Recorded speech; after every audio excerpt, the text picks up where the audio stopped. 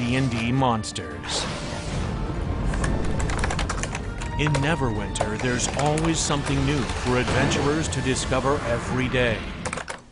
So, da sind wir. Schönen guten Abend. Hallo zusammen, schön, dass ihr eingeschaltet habt. Wie ihr wisst, haben wir heute was Besonderes vor mit euch. Wir haben den Rob hier und den habt ihr wahrscheinlich jetzt schon kurz gehört. Und ich mache den mal ganz kurz leise, damit ihr nicht das Tippen im ganzen Hintergrund habt. Ja, wir machen ganz kurz so ein kleines Hallochen und dann können wir auch direkt starten mit euren Fragen oder beziehungsweise mit denen aus dem Forum. Und ihr könnt auch jetzt noch während der Show könnt ihr uns live schreiben, also das heißt, ihr könnt hier im Twitch die Fragen stellen im Chat. Ihr könnt uns auch auf Facebook schreiben, also in dieses letzte Bild, was ich da gepostet habe, was ihr teilen wollt. Da könnt ihr auch nochmal eure Fragen reinpacken. Ansonsten könnt ihr mir auch könnt ihr auch auf neverwinter.de über Twitter mir Nachrichten schicken. Und Fragen, die ihr an Rob habt, die wir dann stellen können hier im Chat. Und wir machen das so wie bei Andy damals, das heißt also, ihr stellt eure Fragen. Und die Nadine, die wird die übersetzen ins Englische, dem Rob vorlesen und ja. Ich werde euch dann die Antwort verklickern. Für die, die kein Englisch sprechen. Genau. Ne? Und damit man es auch manchmal besser hören kann, manchmal haben wir ja ein bisschen Audio-Unterschiede, genau. Die das ein bisschen schwierig machen. So und wir kümmern uns darum, dass hier alle Informationen einwandfrei zur Verfügung stehen. Lasst uns ruhig im Chat wissen, wenn das entweder zu laut oder zu leise ist, weil wie gesagt, das mit dem Skype, das ist immer ein bisschen tricky, weil wir halt da die Sprachqualität vorher nicht so einschätzen können. Also wenn ihr ihn schlecht versteht oder ihr uns schlecht versteht oder irgendwas im Hintergrund zu laut ist, kurz in den Chat schreiben und dann versuchen wir das anzupassen. Ja. Genau. Der Aminas fragt, ob ich schon was gemalt habe. Nein, für diese Woche noch nicht, weil Verdammt. wir haben doch heute Rob zu Gast. Und Genau. deswegen, das haben wir für ein anderes Mal aufgehoben. So sieht's aus. Aber es ist nicht aufgeschoben, weil heute wird es wirklich ein bisschen tricky. Wir haben halt echt ein bisschen das Foundry heute im Vordergrund. Ja, wir haben noch was anderes Witziges uns überlegt. Und zwar, keine Ahnung, wir dachten eigentlich, vielleicht wäre es ganz witzig, wenn ihr mal ein bisschen interagieren könnt.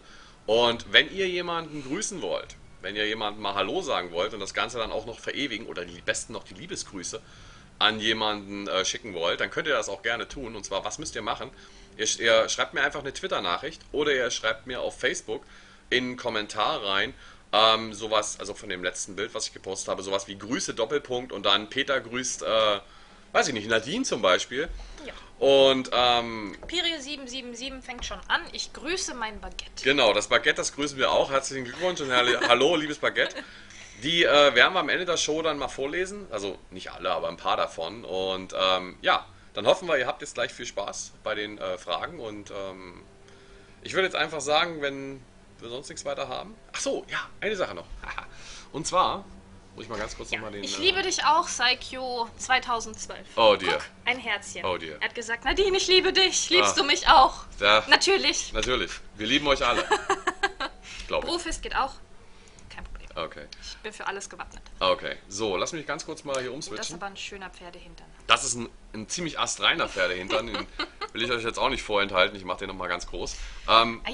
Wenn ihr eins von diesen Feywild-Paketen gewinnen wollt, dann geht ihr jetzt am besten auf unsere Facebook-Seite und dann teilt ihr diesen Post hier. 29 waren schon schlau und haben es geteilt. Geht her, teilt diesen Post und da suchen wir uns nachher 3 raus und die gewinnen eins von diesen 9 Ritter von Feywild-Paketen, die ihr dann ab dem 22. August auch bei uns spielen könnt. Ne? Also, beziehungsweise im Game habt. Die Erweiterung kommt dann am 22. Ja, ich weiß, einige mögen Facebook nicht. Ich finde Facebook ganz witzig. Schade. Und es gibt was umsonst. Hey. Was soll man sagen? Ja. Genau, also, wie gesagt, ich würde jetzt einfach Folgendes vorschlagen. Ja, und den Respektar, den liebe ich auch. Liebe Grüße. Fratzenbrot. Er grüßt auch das Brot, das Norman morgen essen wird. Das Brot von mir? Ja. Ich mag aber gar kein Brot. Ich esse früh eigentlich, was esse ich eigentlich? Früh gar nichts. Ich habe früh Norman, so wenig der Zeit. Isst nicht, der schläft nicht? Ja. Doch, der schläft, nur auf Arbeit. Achso, ja. Na gut. Egal, also wie Twitter gesagt. könnte sich Firala noch überlegen. Geht Twitter auch? Twitter geht auch, ja, natürlich. Also ach so, für das Teilen. Nee, für das Teilen geht Twitter nicht. Für die Fragen ja und für eure Grüße auch, aber nicht für das Teilen. Ja. Also das Teilen müsst ihr auf Facebook machen. Okidoki. Sehr schön. Ich würde sagen, wir haben eigentlich... Ach so, habt ihr eigentlich, wo ich jetzt gerade dabei bin, habt ihr eigentlich heute fleißig gelesen? Habt ihr eigentlich auch mal die Patch Notes gelesen, die hier auf dem Link stehen. Habt ihr euch das mal angeguckt? Weil das sind ganz wichtige Sachen drin. Da ist unter anderem eine Sache drin, die möchte ich euch jetzt nicht vorenthalten. Und zwar, wo war denn das hier? Jetzt glaube ich. Während der Norman noch sucht, kann ich Xafes Frage beantworten. Und zwar, Norman und Nadine, kommt ihr auch zur Gamescom? Ja, wir werden da sein. Wir werden uns Zeit für euch nehmen. Absolut. Ihr könnt ein Bierchen mit uns abends trinken gehen oder was auch immer ihr wollt. Ich bin ja nicht so der Bierfan, von daher gehen auch harte Alkoholiker. Nee, Quatsch. Aber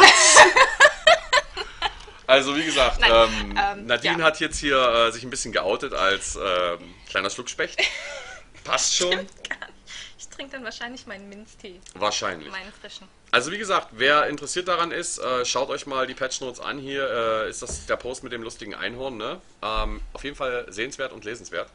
Was ich euch sagen wollte zur Gamescom noch, das war ein gutes Stichwort, Nadine. Und zwar, wir werden da sein und Donnerstagabend fangen wir eigentlich schon an, so ein bisschen eine kleine Runde zu drehen, ein bisschen durch die Kölner Biergärten zu stolpern. Und am Freitagabend, da bin ich mit der Nadine zusammen unterwegs und da machen wir ein kleines Community-Treffen. Die genauen Details, Zeiten, Ort und wo auch immer und wo ihr uns dann finden könnt, das sagen wir euch noch. Aber wir würden uns natürlich tierisch freuen, wenn ein paar von euch kommen. Nicht unbedingt nur die Trinkfesten, ihr könnt auch Brause trinken. Also jeder ist willkommen. Schaut mal rein bei uns und dann habt ihr die Chance, mit uns mal einen Abend zu verbringen, am Tisch zu sitzen und einfach mal über Gott und die Welt zu labern und mal zu gucken, wie wir so unterwegs sind, wenn wir nicht gerade hier so vor so einer Kamera sitzen. Ne? Okay. Können wir nicht unser Showface Unser Showface. aufhaben? Okay, cool. So, hast du jetzt deinen... Ich habe jetzt die Patch Notes hier gezeigt, habe das kurz erklärt, klickt da an, guckt es euch an, lest es durch, damit sich keiner beschweren kann, er hat es nicht gewusst.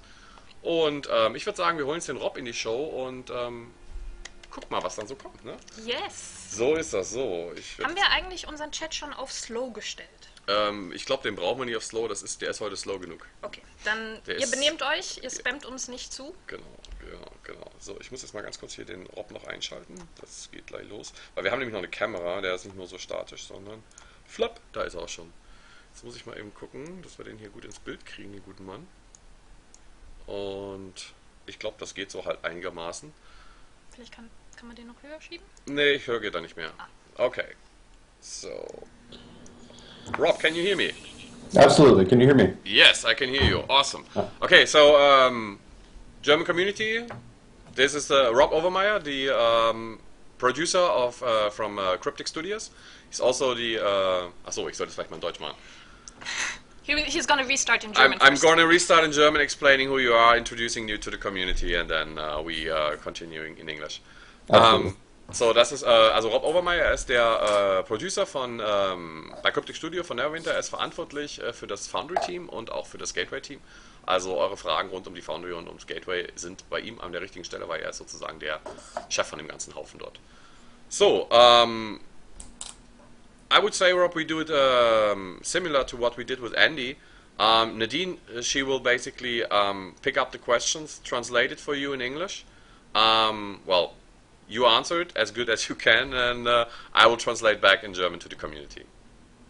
That sounds great. Works for you? Kannst du vielleicht Rob ein bisschen leiser stellen? Die Leute sagen, er ist ein bisschen arg laut. Okay, ich mach mal ein bisschen leiser. Okay, put it a bit lower in volume. Okay. Cool. Is everyone ready? Yeah, get ready. Yeah. Okay. Also gut, wir fangen mit ein paar Fragen aus dem Forum an. Ihr seid aber natürlich herzlich willkommen, eure Fragen auch schon im Chat zu stellen. Und wir schauen dann, ob wir das einbauen können. Exactamente. Okay, erste Frage von Feresio. Ganz wichtige Frage, wird es bald möglich sein, in die Storyline auch Oder-Verknüpfungen einzubauen? Im Moment geht ja nur und, also es geht hier um die Foundry, ja? Okay, Rob, so very first question from our forum users. They are asking, is it going to be possible to have or possibilities in the Foundry instead of only and? That's like one of the most important questions I think the players have. Yeah, so internally we call it, we're calling it branching storylines, so that you can have, so that authors could build choices into their quests. It's actually something that I am keenly interested in because it affects quests that I'm making on right now for the Foundry. So yeah, the team is currently investigating it. I've given them a mandate to figure out how we can get branching storylines. as well as objectives and possibly maps that can be put onto a quest that aren't necessarily tied to the story, so that there can be a little bit more exploration. Like, for instance, right now, you can't build a cave that isn't part of the story, and then have it be available for a player to go investigate and find some interesting things in there. If you want a player to go into that cave, even though it's not part of your story, it has to be part of the story. So you can't really hide it and create little Easter eggs. So absolutely, we are working on it. We want to get it in. I've got no promise for when it'll be live, but Sure. we are working on it right now. Awesome. So let me quickly translate that back. Also was Rob gesagt hat, ist, dass sie mit dem Team gerade aktuell am Untersuchen sind. Für ihn selber ist das auch eins von den Funktionen, wo er sehr viel Wert drauf legt und was er gerne hätte. Speziell halt auch, um mehr Flexibilität beim Erstellen von den Missionen zu schaffen und auch ein bisschen eher so ja, in Richtung Erforschung und Erkunden zu gehen. Momentan ist es halt alles sehr statisch und sehr vorgegeben durch den linearen Ablauf, und das Team ist momentan da dran, das zu untersuchen, was man machen kann und in welcher Form und wie schnell vor allen Dingen. Es gibt momentan noch keine Deadline, sage ich mal, für die Fertigstellung, aber das ist definitiv was ziemlich weit oben auf der Prioritätenliste steht. Ja, okay. Wir haben 2 weitere Fragen, die fasse ich mal jetzt einfach zusammen, weil die relativ ähnlich sind, sage ich mal. Sie sind eher für die Rollenspieler interessant vor allem, würde ich sagen. Und zwar, wird es bald möglich sein, Gegenstände ähnlich wie NPCs oder Mobs bewegen zu können? Also zum Beispiel, dass man die drehen kann. Und auch, ob man Schleifen oder Wiederholungen einbauen kann, zum Beispiel, dass Lichter an- und ausgehen, dass Türen auf- und zuklappern für eine bestimmte Zeit. Okay, so the next question is especially important for role players, I would say. Is it possible, or will it be possible, to have items similar like NPCs or mobs which you can move? So like turning around, or yeah, just move them somehow. Basically interact with objects in the Foundry, in the quest. When you play. When you play it. Like a lot of players also say like pick up a mug or something like that. Yeah. Basic. Oh, I see what you're saying. Yeah. So have objects that you interact with that trigger a specific interact animation. Okay. Yeah. That's actually that's a new one for us. I haven't seen that request. Let me type that up. No, there's no problem. I mean, we've seen that that is already, the technology-wise, is already there. I mean, you can kick these what is it? The Bierfass? Bierfass? Yeah. You can kick around for a certain object. You can kick chairs or something, and they. Yeah. So there's physics objects, but that's handled by the physics system. Okay. What you're talking about on the technical side is an object that has basically an animation trigger baked into it that it then tells the rig of the character to then execute a specific animation. Okay.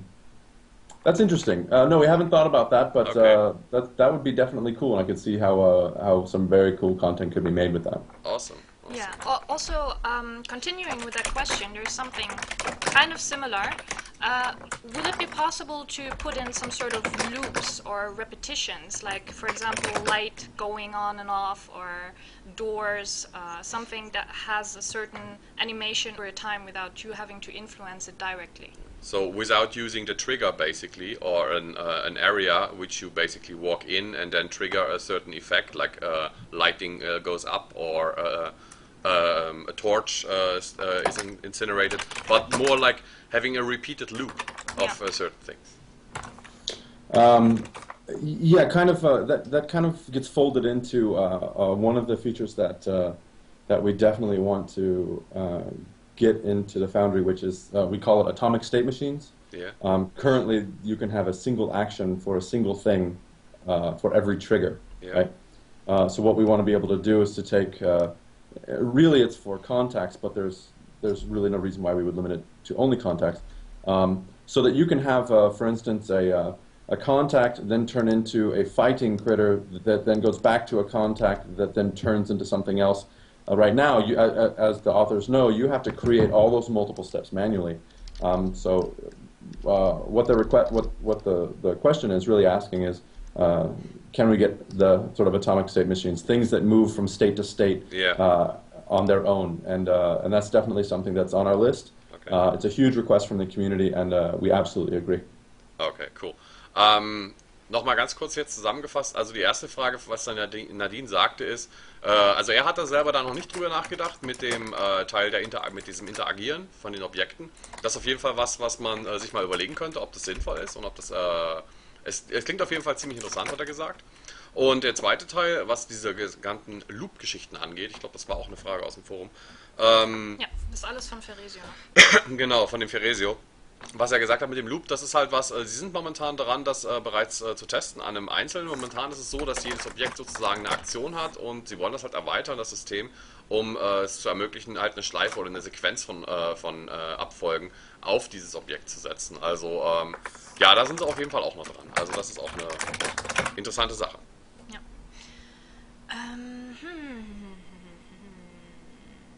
Von Stardust 1976 haben wir eine Frage, und zwar, ob es möglich sein wird, dass man einem NPC mehrere Quests geben kann, also dass der mehrere Quests anbietet, die jetzt nicht direkt miteinander was zu tun haben. Ja.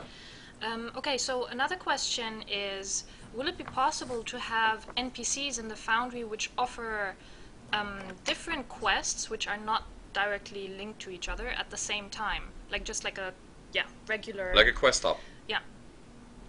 Yeah, so I was giving away too much information. Oh. That is, I don't want these answers to sound too generic, but more persistent, we'll just say more persistent content that the authors create is something that is in the plans. Yeah.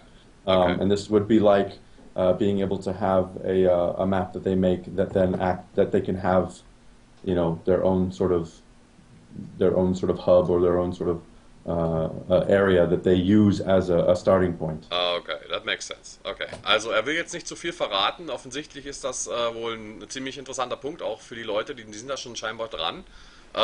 Wo die Planung hingeht, ohne zu viel jetzt zu erklären, ist eigentlich so, dass man gerne möchte, dass die Foundry-Autoren so eine Art, ja, ich sag mal, persönlichen Bereich haben, wo ihre ganzen Quests angeboten werden.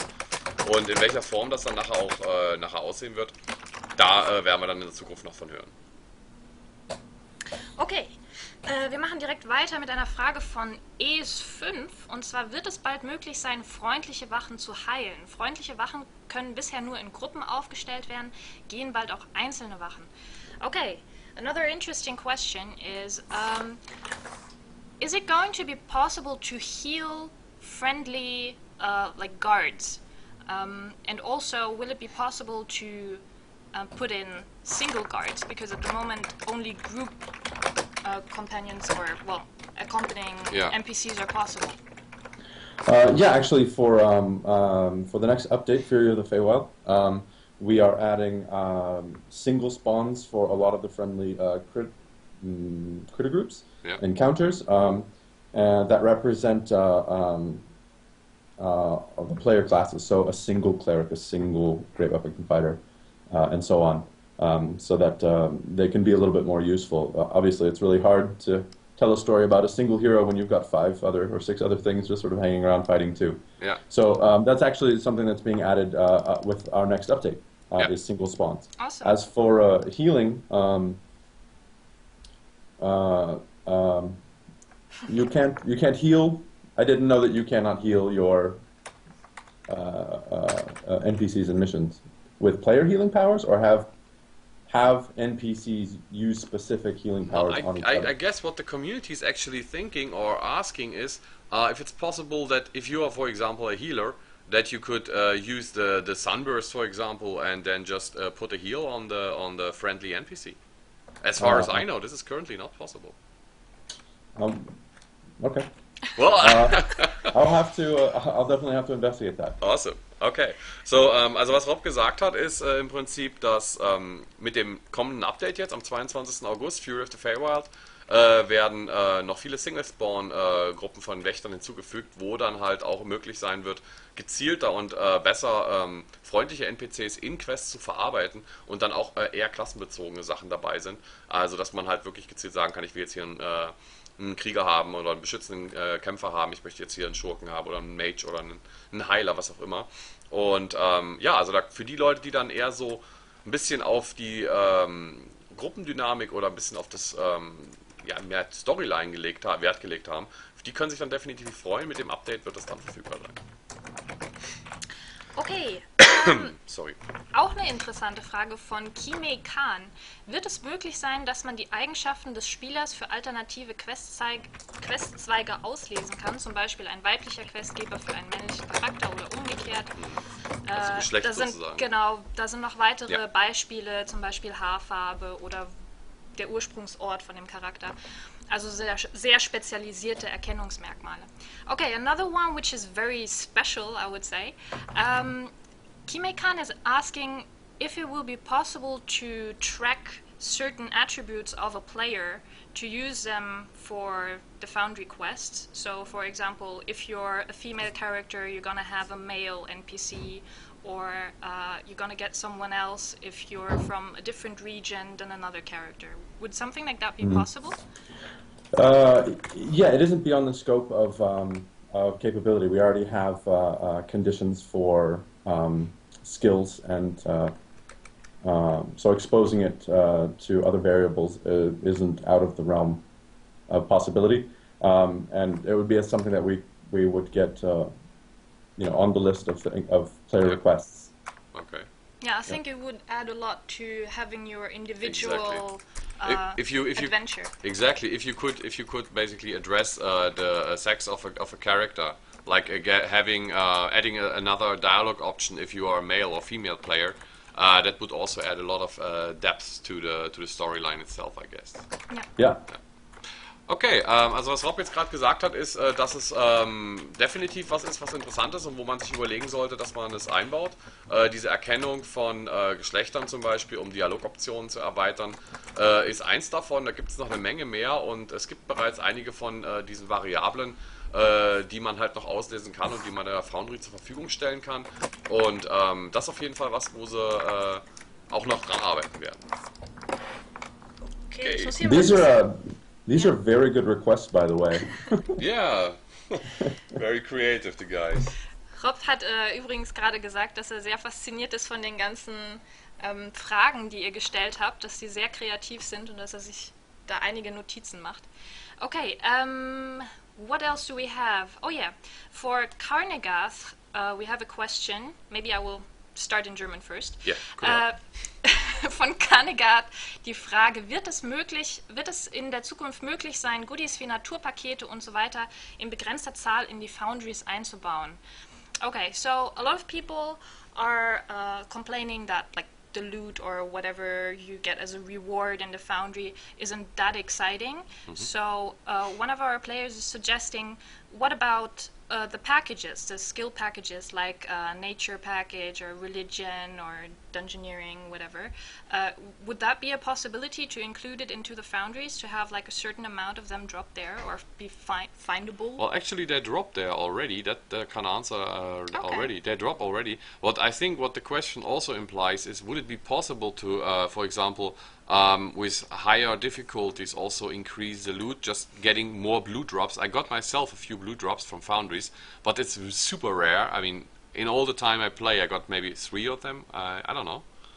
Would that be also an option for future expansions or for future upgrades? Yeah, and actually even sort of before future expansions and upgrades, we're definitely constantly looking at the Foundry, how it rewards and what it rewards. Yeah. Definitely, we went into OBT and we launched, and there was some pretty egregious exploitation. Yeah. And we had to make sure that that the integrity of the work that the authors were putting together wasn't being really diminished by sort of exploits and other things that were sort of stealing the focus from all of that great work. So we definitely made some adjustments to the rewarding. Now, Understandable. Yeah. Cool. we are reviewing the rewarding and also looking at what we can do to make the Foundry not only rewarding while you level up, but now we have plenty of max level players, and the Foundry isn't necessarily as rewarding to them maybe as it was when they were leveling up. So we are reviewing that. So that is an ongoing thing, and that won't be limited. So reviews and improvements to the rewarding for the Foundry won't be limited to expansions. Now, as far as making blue drops and better rewards or different types of rewards, I think those types of rewards are better suited for the types of content that support giving those types of rewards, sort of the effort versus the reward or risk reward. We really want to get. This probably might jump ahead to another player or another author's question, but we really want to get team content and dungeons. I know authors desperately want to make some dungeons and 5-man content, and I think that's where you get those bigger rewards, right? Something that is a big investment. I mean, we already have really great long investment content, and it's not really rewarding as well. Like I play serious content that's an hour and a half long that feels like a 5-man dungeon. And I get greens, and I totally understand where the players are coming from. Let me quickly interrupt you because it gets a bit harder and harder to memorize all that. I need to translate a few, but it's definitely an interesting topic. I have a few questions on my own in this, but let me quickly give the community an update on what you just said. Also was der Rob sagt momentan, das ist halt so, dass die nicht nur auf das nächste Update warten oder nicht nur auf eine Expansion warten, um halt jetzt die Belohnungen aus den Foundry Quests zu verbessern. Nein, die haben halt wirklich auch konstant diese Loot Tables oder auch überhaupt, was man bekommen kann an Belohnungen unter Kontrolle, sage ich mal, oder beziehungsweise beobachten das.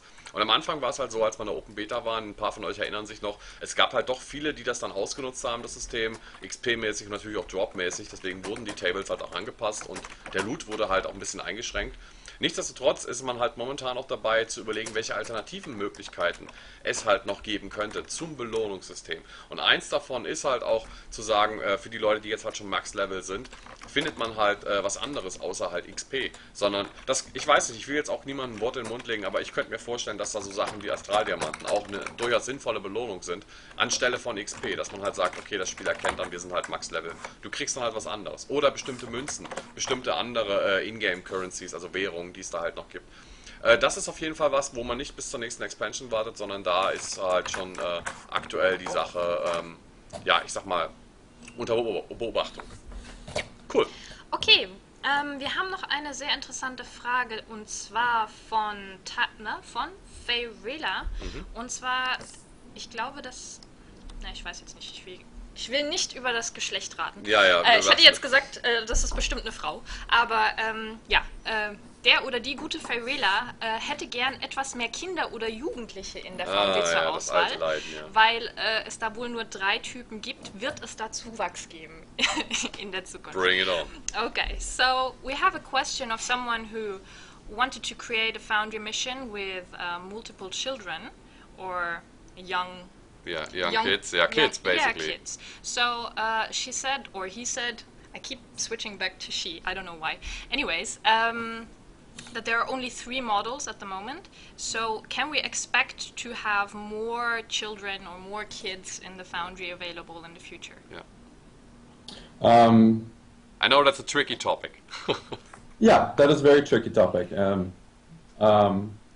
So I don't think that, well, I guess we currently do not have plans to add the models of children for the Foundry, but the costume customization is really robust, and there are plenty of ways that you could make what you need to tell the story. Understandable.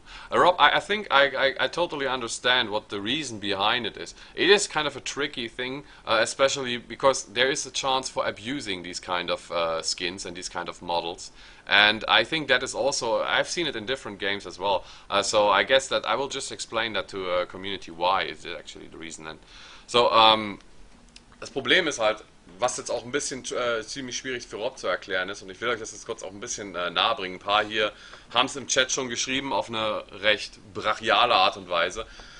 Es ist tatsächlich so. Man kann da eine Menge Missbrauch mittreiben mit solchen Modellen und solchen Skins und aus dem Grunde ist es halt so, man hat diese Customizing-Möglichkeiten über die Foundry, dass man halt zum Beispiel einen kleinen Halbling nimmt, den ein bisschen anhübscht, ein bisschen kleiner dreht, Hals runter, Kopf klein, Arme kurz, Beine kurz, Füße kurz, fertig. Aber jetzt wirklich richtig Kinderskins zu machen oder Kindermodelle zu machen, die Gefahr, dass es halt immer wieder ein paar kaputte gibt, die das dann missbrauchen, ist einfach zu groß und wir haben ein gewisses Problem auch mit der Lizenz dann. Das heißt, wir müssen auch dafür sorgen, dass solche Sachen dann halt von Wizards of the Coast approved werden und. Von daher gibt es aktuell keine Pläne dazu und meine persönliche Meinung dazu, ich glaube auch nicht, dass das kommen wird, weil wenn man in anderen Spielen schaut, es ist nicht ohne Grund nicht implementiert. Gut. Okay. We're going to more bossy question next. Ja. Ich kümmere mich mal um ein paar Boss-Fragen, beziehungsweise sowas in der Art. Und zwar XOY1 fragt, wird es einfache Trigger geben, die ausgelöst werden, wenn, also er schreibt hier von NPCs, aber wir können auch von Bossen ausgehen, zum Beispiel 75% HP, 50%, 25% erreicht oder auch dann, wenn eine bestimmte Zeit von zum Beispiel 30 Sekunden verstrichen ist. Und ich hänge noch eine Frage von Kitain an, und zwar wird es möglich sein, Dungeons als Foundry-Karten nutzen zu können, um sozusagen Folgeabenteuer dort zu entwickeln oder das Äußere von Bossen zu nutzen. Okay, I'm gonna split it up in multiple parts because it's otherwise too long. We're gonna start with, are there going to be triggers, either for mobs or bosses or NPCs? For example, they have 75% of their HP or 50% or whatever, which triggers certain Effects like a ad spawn or a trap gets special skills or special something skills, like that. Or also a time limit, like after 30 seconds, for example. And this is specifically for boss? No, it's for every encounter, I guess. Yeah. So you can basically pimp the encounter, put more depth on it. For example, you can basically emulate a boss by putting a pit fiend skin on it, and then basically add a few trigger effects. I could also imagine something like a friendly NPC which is losing health, and then shortly before dying he has a quest for you saying, can you, I don't know, tell my love, I love her. Yeah, exactly, something like this. All right, I understand. Okay. Yeah, so this is it's a little bit I think the overarching request is a more robust scripting tool. And I could, unfortunately, I have a generic answer. It's on our list. We are looking at it. We want to. It sort of falls into that same path when we work on the atomic FSMs. Yeah. At the same time, we have to look at the scripting and everything, as well as it's also part of our initiative to when we are sort of planning out and designing what we could do to allow authors to make real boss fight content and what that requires. So I think it is sort of part and parcel to that type of update. So when we work on group content or creating bosses and boss fights, then definitely we have to have at least simple scripting available so possibly bosses could say, save a power until a certain percentage, and so the answer overall is yes, it's something that we are working on, we're planning towards, but it's sort of linked to some larger updates. Yeah, okay, makes sense. That's actually interesting to know, because this was also part of my question. Will there be scripting? But you answered it basically already, so okay, cool. Also was der Rob gerade gesagt hat, ist halt für die, die es nicht verstanden haben, es ist ziemlich kompliziert, da momentan im Detail drüber zu reden, aber es ist halt auch Teil von einem Projekt, wo sie momentan dran arbeiten und sich das überlegen. Gerade Bosskämpfe oder dergleichen mehr sind halt sehr komplex. Man muss dort auch ein bisschen schauen, dass das vom Balancing ja vernünftig ist für die Leute, die selber Foundry-Missionen gebaut haben oder sie selber öfters spielen. Die wissen, wovon ich rede. Man muss natürlich das Ganze dann auch so halten, dass man entsprechend am Ende nicht nur 2-3 Foundry-Missionen am Tag macht, um sein Epic-Loot zu farmen. Das Weitere, was er halt auch noch sagte, um halt solche Bossfights, wie Nadine das auch schon erzählte, mit bestimmten Triggern, also zum Beispiel 50% der Gesundheit ist weg oder ein bestimmter NPC, freundlicher NPC ist gestorben, dann wird eine Handlung ausgelöst. Um solche Dinge möglich zu machen, muss halt eine Art Scripting implementiert werden in die Foundry. Das ist was nicht so ganz einfach ist. Das wird allerdings momentan untersucht und man will dann versuchen, zumindest für solche Bossfights eine Art von Basis-Scripting zu implementieren, wo ihr halt mit einfachen Kommandos und Befehlen, ja, solche Aktionen halt quasi ausführen könnt. Ich mache jetzt mit der anderen Frage weiter. Eine kurze Sache noch, weil wir haben euch gelesen. Ich habe gelesen, dass ein paar Leute wegen PvP-Maps und so. Ich würde das auf jeden Fall nachher noch fragen. Also ihr müsst das nicht weiter spammen, ist bei mir im Hinterkopf. Oh, tipptopp. Das nur mal so am Rande. Also ihr habt es nicht vergessen, da war noch die Frage mit den Dungeons als Foundry-Karten und das Äußere von Gast, also die Skins zu verwenden. Genau. Okay, so the other question was, will it be possible to use dungeons as Foundry maps to basically create a follow-up adventure there, or if it will be possible to use skins from bosses? Yeah, so we already have a number of the instances and dungeons available as sort of pre-made maps. Yeah. And if there are, it's not really that much for us to add more. And if players have any specific requests, like, you know, this map or this dungeon was so awesome, can you please save it out so I can tell a different story in that same place, like the Cloak Tower or anywhere else, right? Yeah. So all of that is absolutely easy, and as those requests come in, the team basically goes through different forum threads where there are requests for new maps or new assets, and we sort of take on a chunk at a time as we're developing, and then get those things out as sort of regular, sort of easy updates. So yeah.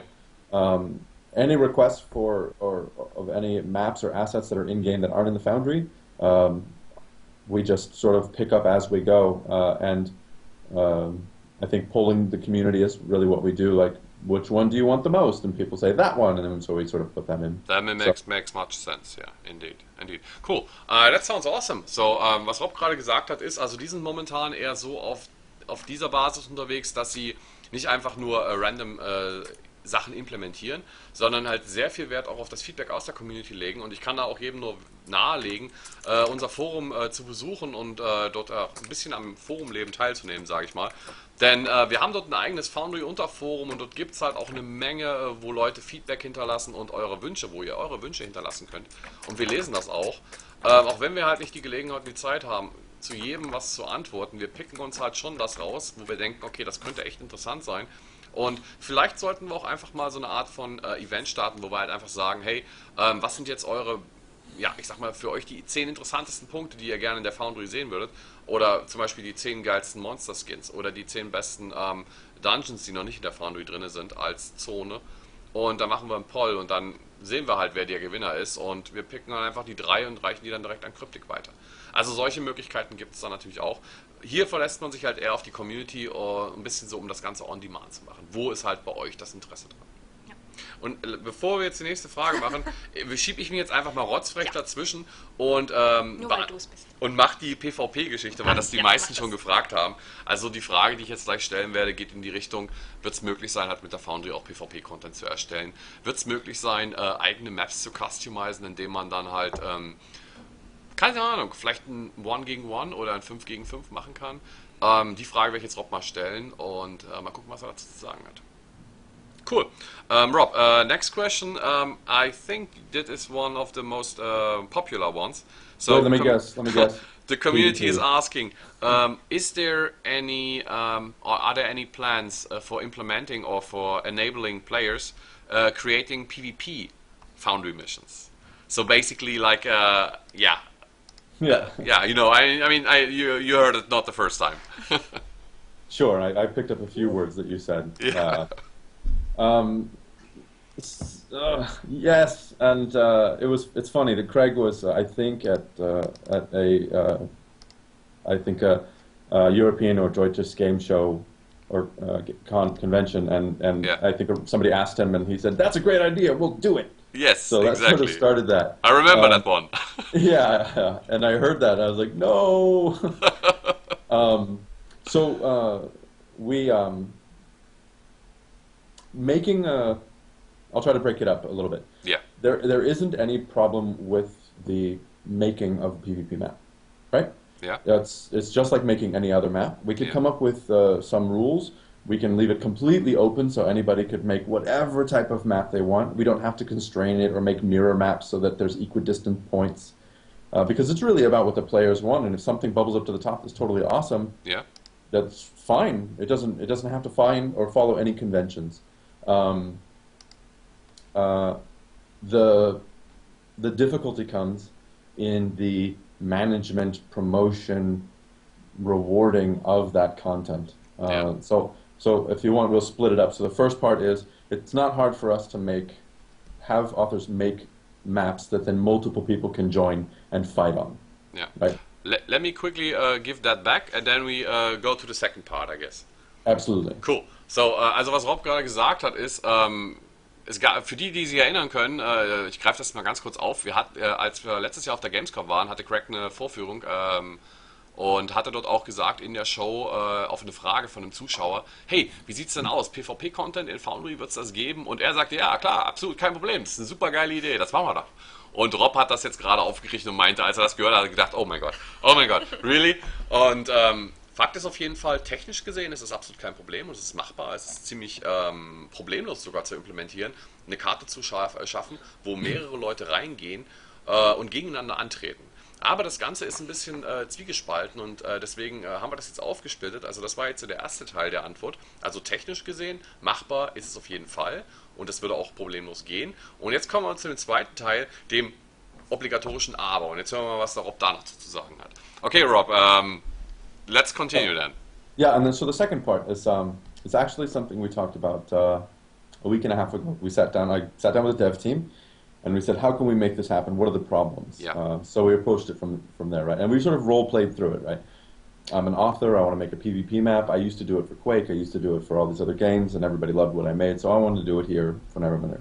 So we role-played through. So we make a map, and then we do the thing, and then we set up some capture points, and we talked about different gameplay.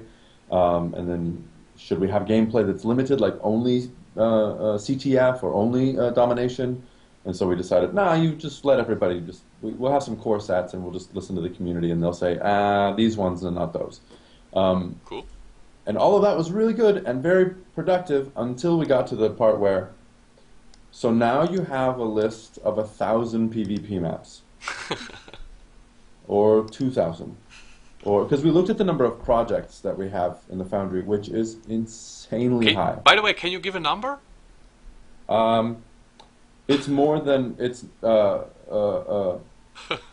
is vastly greater than the total number that STO has. Oh wow, that is amazing. That game is out for 5 years. Yeah, so in this short time, I mean, there is so much content, and it's published, and what's being worked on, and the amount of hours being spent is amazing. So there's stuff that isn't even published now that people have been working 200 hours on. No joke. Jesus Christ. So it's absolutely amazing. So the problem really comes from how we get content to the players, right? Yeah. I mean, as we already know, I'm sure the authors and the German authors know, there's some concerns right now with the catalog and being able to find really, I mean, your own stuff, right?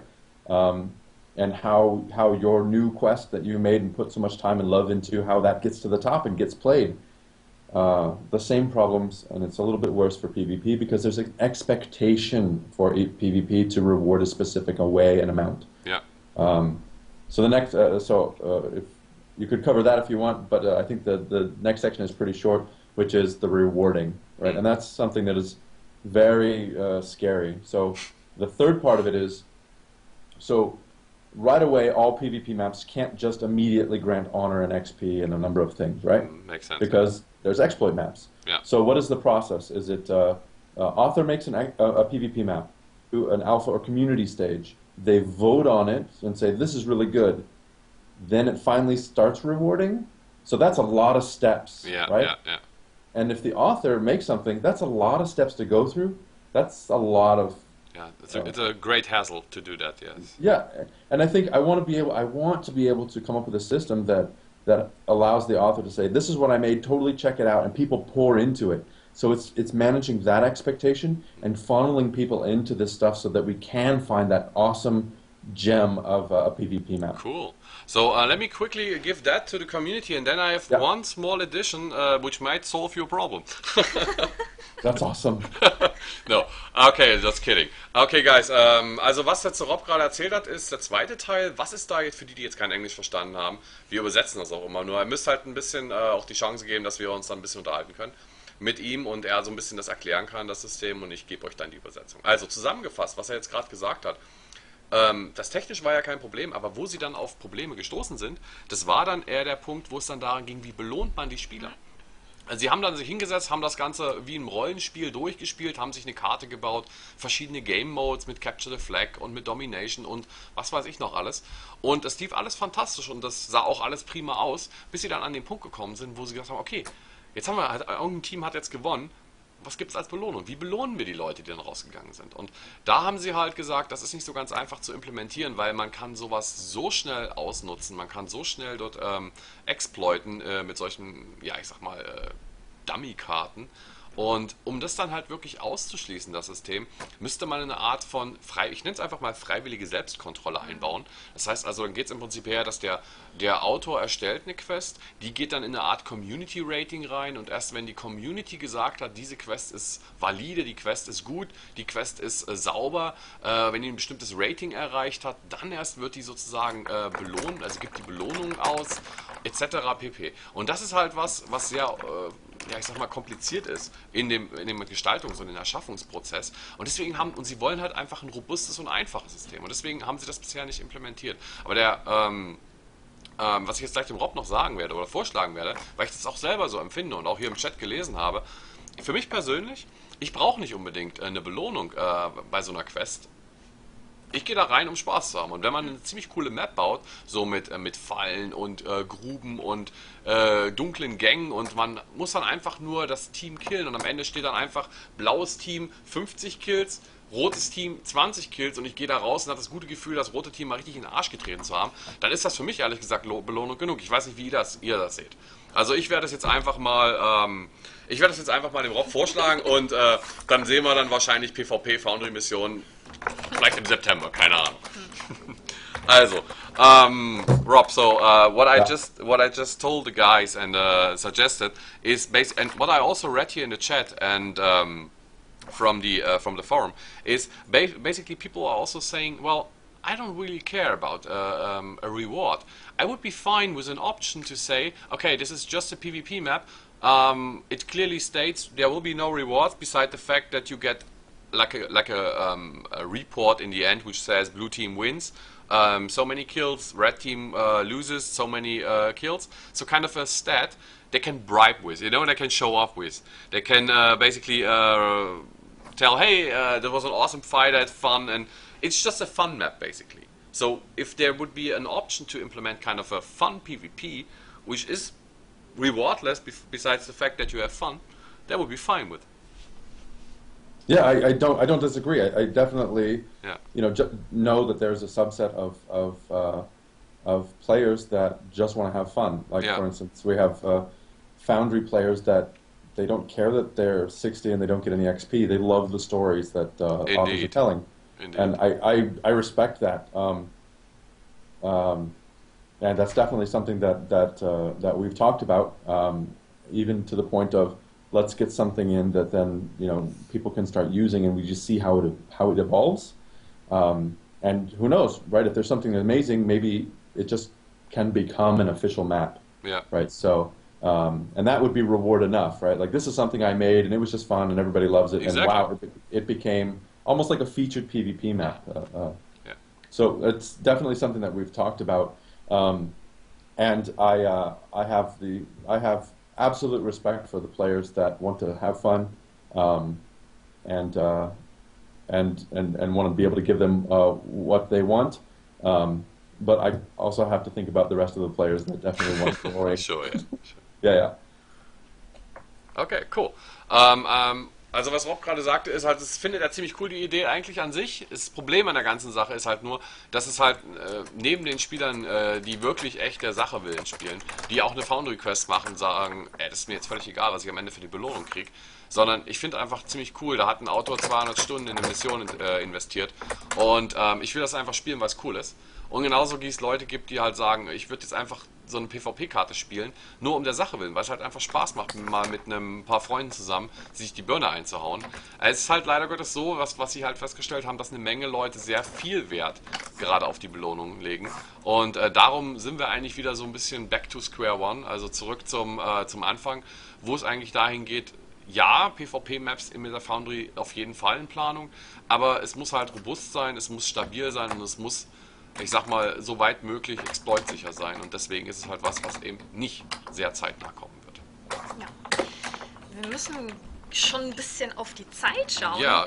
Wir müssen mal reinhauen, dass wir noch ein paar Frägelchen unterkriegen. Ja. Und zwar habe ich hier noch eine Frage. Und zwar wird es möglich sein, im 3D-Modus auch eine Flugperspektive zu haben, dass man sich als Autor quasi frei herumbewegen kann. Okay. So, another question is, if you are creating a Foundry mission and you're entering the 3D mode, people are asking for a free fly kind of view, that you're not bound to your So basically your that you could fly around in the 3D mode, viewing things from different angles. What a perfect segue to talk about the things that we're adding in our next expansion, Fury of the Feywild. With Fury of the Feywild, we've expanded the 3D editor to add the asset library to the 3D preview mode, as well as drag and drop feature. So you open up the asset library and you just drag things right onto the world, and there they are. Awesome. So no more placement in 2D, as well as adding the ability to 3D rotate or build encounters, traps, teleporters, and basically everything that wasn't movable before. And of course, we listen to our fans and authors and have a free cam. So you can fly around to your heart's content, drag things out of the asset library, and build that fantastic castle in the sky. Cool.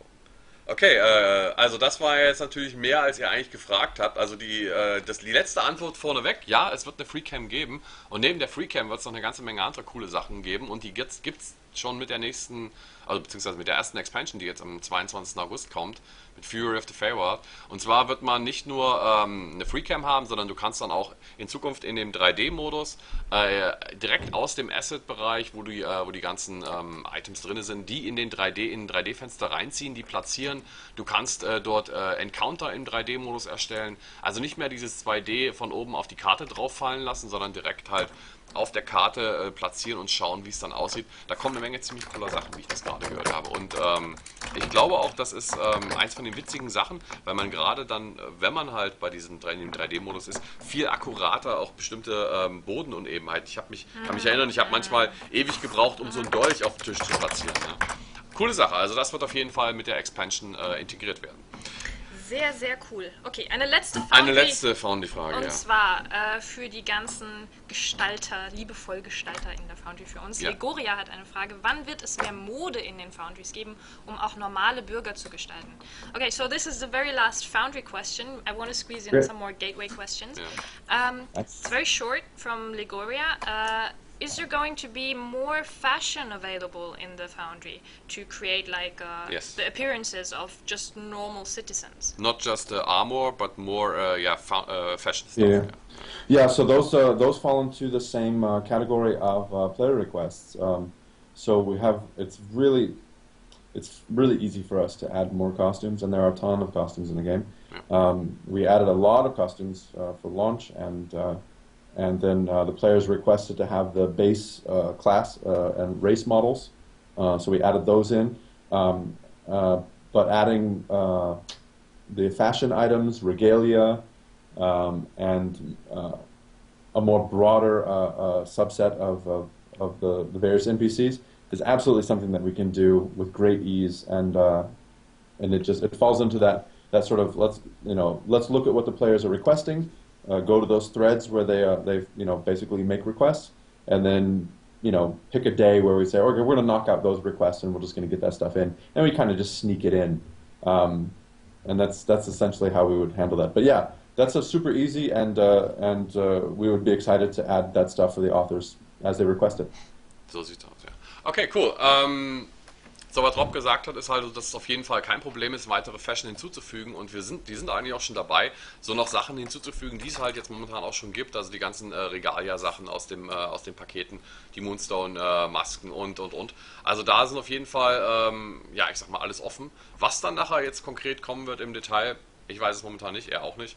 Lasst euch überraschen. Fakt ist auf jeden Fall, dass mit jeder Expansion, die rausgebracht wird, natürlich auch die Foundry erweitert wird und Dinge, die dann halt sozusagen auch die Mondelfen und die Sonnenelfen jetzt anhaben, Anschauen da, dass solche Sachen natürlich dann, die könnt ihr euch dann natürlich auch in der Foundry für eure Quests zunutze machen. Okay, ich würde sagen, wir sind ohnehin schon super spät, es ist 4 vor 8. Ich würde sagen, wir machen maximal noch eine Gateway-Frage. Willst du eine aussuchen? Ich pick mal eben kurz ein. Rob, it's already super getting late and we are wasting your time. We have so many questions. We have so many we questions. just want to keep you, but it's Well, already so late. I have, if it's okay with you guys, I have 5 more minutes. You have 5 more minutes. Awesome. Awesome. Cool. Then Thank there's you. one gateway question. Let me quickly pick one. I know. There's one interesting gateway question, and I will just do the German one and then give it back to you in English. Also, was viele gefragt haben im Forum und was auch immer wieder per PN geschrieben wurde, ist, warum ist es so, dass wenn zum Beispiel ein Double Astraldiamanten-Event gerade läuft und man nimmt jetzt zum Beispiel eine Quest an, die jetzt mit Astraldiamanten belohnt, sprich mit Rohen, egal wo ich die annehme, wenn ich die Quest über die Foundry, über das Gateway beende, dann ist es so, dass diese dann ja, als rohe Astraldiamanten, als normale Astraldiamanten ausgegeben werden und man bekommt dann nicht die doppelte Menge. Wenn man es im Spiel macht, bekommt man wohl die doppelte Menge. Ich weiß nicht, ob das jetzt so rübergekommen ist, aber das waren halt, was viele gefragt haben letztens. Okay, Rob, so Yeah. here's the question basically. If there is like a double Astro Diamond event running, and you basically having a quest or a crafting thing which rewards you with Astro Diamonds, but you finish that one on the gateway, you will not get the double Astro Diamond reward. Is this something like a known issue, or is this planned? Is it as intended? It was it was a limitation that we had in Gateway that we will no longer have. We've addressed it. There was some investigation on how we're going to do it. And it was a bit tricky sending server events to, anyways, there's some back end stuff that we had to figure out. We always had it planned to get it fixed, and I think that we just owned that, and I'll own as the producer that that didn't get out in time, but it's absolutely was highest on our priority. We got it figured out. It's in a build and it's going to be making its way live really soon, so that those type of events are now fully rewarding in Gateway as they should be. Okay. Also was er gesagt hat, ist, dass es gab halt durch die Limitation, durch eine Begrenzung im Gateway halt nicht die Möglichkeit bisher, diese Art von Belohnungen halt über das Gateway auch zu erhalten. Und es ist halt auch bekannt, man hat dort eine Weile nachgeforscht, um herauszufinden, woran es liegt, aber es ist halt was geändert wird und was behoben wird, und es sollte eigentlich dann auch zukünftig funktionieren. Okay, I would say, Rob, thank you so much for being here today and for answering all these kind of questions. It's pretty amazing. Is there anything you would like to say to the German community before we? Yeah, absolutely. So let me a little bit more. I don't know if the community knows about the things that we are updating for Gateway. Yeah. With Fury of the Feywild. Like I said, there's tons of things that we're doing for the Foundry. We're improving the 3D editor. We're vastly improving chat. We're also adding tagging so that people can search for content with specific tags like RP or action or story. Yeah. Not so much cloud tagging. Unfortunately, I've used that term too much. But it is definitely crowd tagging. So players that play content will tag it as a certain tag so that other people can find stuff that sort of suits their likes. On the Gateway side, like I said, we are adding the event support. Also adding inventory management, so you can sell from your inventory on Gateway, as well as be able to open up rewards. So if you get a reward box or something from Professions, you can actually open it up so that you can get the assets so that you can then use them. Very cool. Yeah. to the professions page, we're adding the basic professions vendor that is also in Protector's Enclave, so you can buy resources from that vendor in Gateway, so you don't have to go in game, buy charcoal, and then go to Gateway, as well as access to all of the profession stuff that's in the Zen market, and then full support for the Zen market as well. Yeah.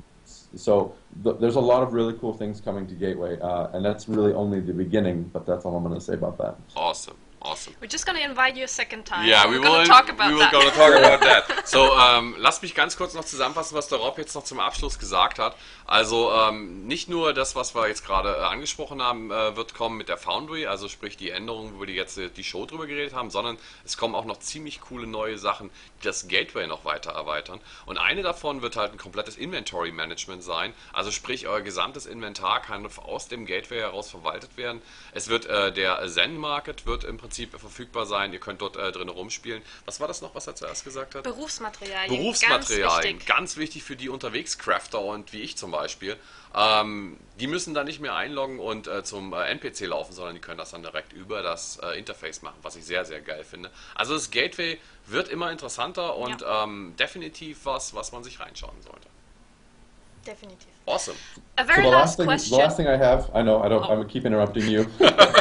Well, is fine. So for the Foundry authors, Yes. Fury of the Feywild is going to be on the preview shard very soon. Yeah. In fact, I'm working on that right now. We are going to probably not this Friday, but next Friday, have all of the latest Foundry updates available for the authors to go on preview and check out. So all the new 3D editing additions, as well as the new search and the tagging. I invite all of the authors, community, German authors, to hop on preview, give us their feedback. If they, I'll work with the German community team to see if we can get some threads started for feedback on the update. Yep. So their feedback directly comes to me, and I'll be interacting and working with all of the authors to get their feedback, so that we can really make those additions totally awesome for the Fury of the Feywild update. So I'm calling all the German authors out to give us their feedback on the updates that we've made to the Foundry for this time around, and we're just waiting to work with them to make it better. Okay, awesome. That means more work for me, but well, yeah, that's I'm sorry. Oh, you're welcome. Hey, so, also was der Rob gerade gesagt hat, ist, nicht diesen Freitag, sondern die Woche darauf, der Freitag, wird Neverwinter Fury of the Feywild Expansion auf dem Preview-Server aufgespielt werden. Und der Rob, der hat jetzt gerade alle Foundry-Autoren aus Deutschland eingeladen, dort mit ihm zusammen sozusagen die neuen Features in der Foundry zu testen und dort mit ihm zusammen auch sozusagen zu schauen, was euch da gefällt, was da jetzt implementiert wird. Und er hat mich gerade dazu verdonnert, das ganze Feedback von euch zu sammeln und das alles in einem separaten Forum-Thread zu verarbeiten und ihm dann persönlich zuzuschicken, sodass dann eure Wünsche und eure, ich sag mal, Anregungen, die ihr dann aus diesem Preview mitbringt, auch direkt bei ihm auf dem richtigen Tisch landen. Das heißt also, eine Menge Arbeit für mich, und ich hoffe auch, ihr nutzt es und ihr nutzt diese Chance, weil jammern kann jeder im Forum, aber jetzt ist eure Chance halt wirklich an die Quelle zu schicken, weil das war echt jetzt ein einmaliges Angebot, direkt zu ihm, ohne über Los und ohne über was auch immer. Also nutzt die Chance, geht nächste Woche auf dem Preview-Server, spielt es an, testet die Foundry auf Herz und Nieren, gebt mir euer Feedback, ich schick's zu Rob und dann gucken wir, was bei rumkommt. Rob, it was awesome to have you. Wait, no. Still not. Yes. She still don't want to let you go. I want to have this goodbye question, because I think it's kind of cute. Legoria is asking you if you have a German favorite word, and if you could tell what it is. All right. Okay, that's fine enough. Yeah. Do you have one German word which you like? If any. Or simply no also works. No, I do, but I can't say it. Really? No, I don't. No, my German is really bad, and I forgot everything that I learned in college. Oh, you had German in college? Yeah, only 2 semesters. Okay. And I was taking it at the same time I was taking Mandarin, so there was a lot of. Oh well, you have to set priorities. Yeah, that's. All right. But I've come to really love all of the German in the quest that the community team was very gracious to translate into German for me. Yeah. No, I don't have a No, favorite. Alright, it's alright, it's alright. Oh, cool. Ja, ich hab nach einem Lieblingswort von einem deutschen Lieblingswort von Rob gefragt, aber er hat gesagt, er hatte zwar Deutsch in der Schule, aber er hat alles gleichzeitig, vergessen, ja. gleichzeitig Chinesisch gehabt, von daher jetzt ist nicht mehr so viel davon hängen geblieben. Genau. Und da wir ja hier in einer chinesischen Firma sind, musste man da einfach Prioritäten setzen. Genau. Okay, thank you very, very much for being so patient with us and answering all our questions. It was awesome to have you here. Absolutely. It was great to be. Anytime you guys want me on, I'm happy to do it. Yeah. Okay. Very much We will- appreciated. We will call you. We will call Definitely. you. Awesome. Okay. Rob, have a nice day and thanks Yes. for joining us. Yeah, have a Goodbye. good one. Bye bye. Bye. So, ihr lieben Leute. So, ihr lieben Leute, jetzt ist noch nicht vorbei, also noch nicht abschalten, weil, geht noch weiter. Und zwar muss ich jetzt erstmal ganz kurz hier meinen Browser wieder aufholen und mal reingucken, wie das aussieht. Wir haben nämlich ja dieses Gewinnspiel gehabt, was wir am Anfang der Show euch angekündigt haben. Und wenn ihr jetzt alle fleißig wart und geteilt habt, was ich hoffe, oh mein Gott, ihr wart alle so faul heute, so faul. Also, wir haben hier 90 Shares auf dem Bild. Ich will da bis morgen mindestens 200 sehen. Ich lasse das jetzt also über Nacht laufen, weil mir das echt einfach zu wenig sind. Ihr kriegt hier 3 coole Pakete im Wert von jeweils 60 Euro für nix. Einfach nur für ein Bild klicken und mehr als 90. Also, Die sind bestimmt alle Grillen. ich glaube auch, Die dass das liegen Wetter am ist zu schön. Baggersee. Ich Wir glaube, machen so einen auf. wir machen die nächsten 3 Wochen hier keine Streams mehr, sondern gehen auch an Baggersee. Ja. Und gehen uns auch mal richtig schön die Kante. Dann braucht ihr nichts verpassen. Eis essen. Wir machen einfach nur uns mal einen dicken. Und ihr kriegt dann 3 Wochen keine Streams mehr. Ich glaube nicht. Nein, natürlich nicht. Wir sind trotzdem für euch da, egal wie viele einschalten. Fakt ist auf jeden Fall, morgen früh dann gucken wir mal, was hier steht. Und dann teilen wir mal weiter. Ja. Cool. Auch einen lieben Gruß an diese ganzen Baguette-Verrückten. Ja, wir haben eure Baguette-Spammerei gesehen. Ich weiß gar nicht, wo das herkommt. Das ist so ein Running Gag geworden. Ich glaube, Ne? das ist Piri. Piri? Be careful. It smells like ban. Ach. Nein. Legoria fragt dich, was wurde aus den Fanarts? Aus dem Fanarts. Irgendwie gab es da wohl ein Event, ein Gewinn, irgendwas, ne? Nein, was wir gemacht haben, ist einfach, da hatte mich mal einer angeschrieben im Forum und gesagt, hey, ich habe jetzt ziemlich cool irgendwo Fanart gemacht, kannst du das vielleicht auf Facebook posten? Und das waren, glaube ich, sogar Mädel, wenn ich alles täusche. Das habe ich gemacht. Und dann haben das die Leute gesehen und haben gedacht, ey, das ist ja cool. Und ich habe auch was gemacht, kannst du das auch posten? Und darum habe ich auf Facebook ein Album eingerichtet mit Fanart. Und es war eigentlich wirklich echt nur Fanart. Da gab es nicht irgendwo ein Gewinnspiel mit oder einen Preis oder so. Das war einfach nur just for fun, wie man es halt nennt, ne? Ja. Fanart. Coole Sache. Right, also ich hatte, glaube ich, noch eine Sache, weil ich sage, ach ja, genau. Gab es eigentlich Grüße? Genau, lass uns doch Grüße, mal, ja. Lass uns doch mal gucken, ob wir hier irgendwelche Sachen hatten, die grüßen wollen. Genau. Also hier gibt es ein paar Grüße. Ich lass mich mal gucken. Und zwar sagt Natascha Bloch, Grüße an die Yuga TS Community und die Gilde TARDIS. Also, Grüße an euch. Grüße an euch. Haben wir noch was anderes? Lass mich gucken. Genau. Marlon Pfarr sagt, schöne Grüße an meinen Schatzi Yvonne. Hallo Yvonne. Hi Schatz. Auch von uns. Was? Okay. Da stand Schatz. Da stand Schatz. Okay, also auch Grüße von uns. Ich gucke jetzt noch mal ganz kurz auf Twitter, ob da jemand sich verewigen wollte. Und ansonsten... warte mal, hier ist doch sogar was reingekommen. Das stiftet anscheinend Verwirrung mit dem Schatz. Okay, Grüße an Yvonne. Und genau. Genau, Grüße auch an Bob, an das Monster hinter uns. So sieht's aus. So, wo ist mein... Da ist es doch schon. Spacebook MyFest sagt Grüße an alle. Das ist natürlich... Das ist natürlich auch einfach. Also wir grüßen natürlich euch auch alle und sagen mal Hallo. Ja.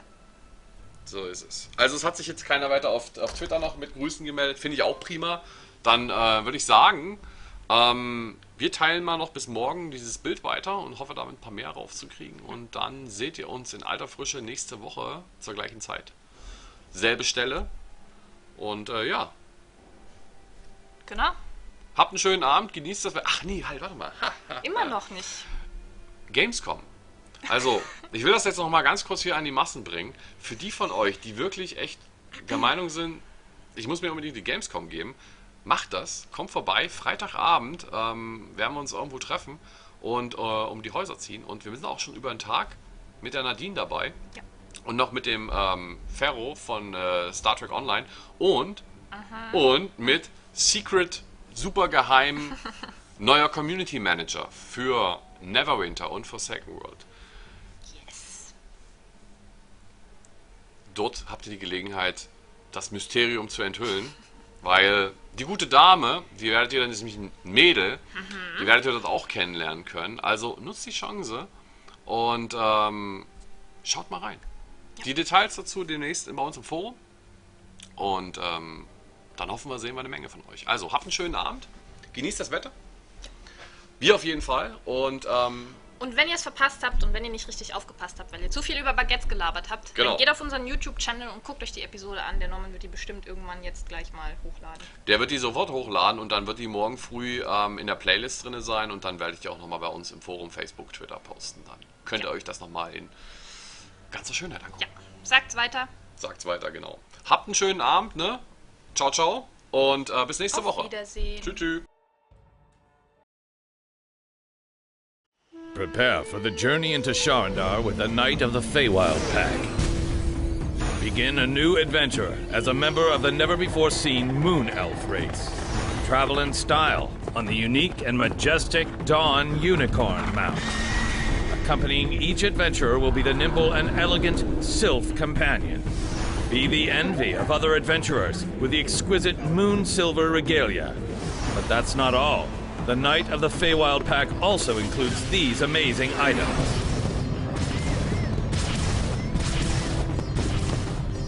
Sharndar awaits. Get the Knight of the Feywild Pack today.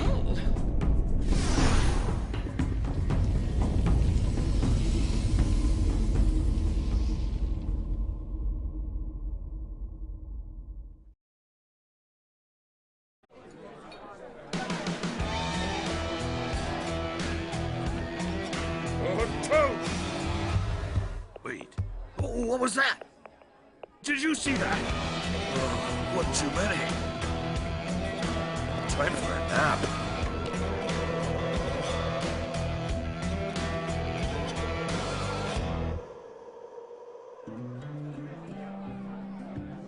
I really think there was a ghost here. Why did I pick this bar again? Tell me you see her. See who? Never mind. I'm gonna go now. Your money or your life. Now! Get out!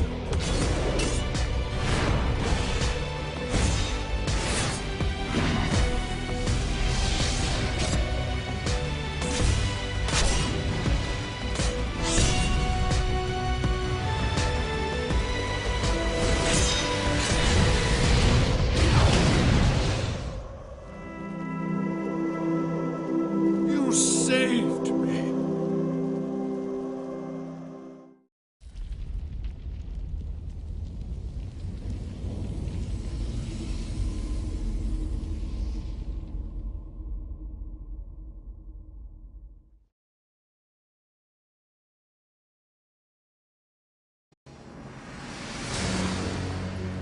Once the thriving capital of an ancient dwarven civilization, the lost city of